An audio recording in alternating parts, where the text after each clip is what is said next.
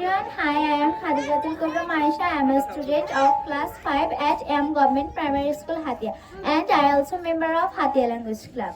Now I am at Rahmat Bazar Tourist Port. It's one of the best tourist ports of Hatia.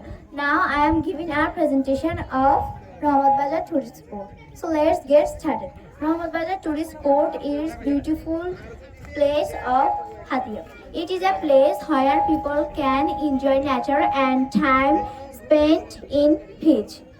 The spot is surrounded by green fields, fresh air, calm waters. Families often gather here for picnic. Tourists love see of the open views and feel quiet environment. This spot is not only beautiful but also a source of joy everyone. People of all ages come here for to take break from their busy lives and enjoy time with friends and family. Thank you, Tildanala.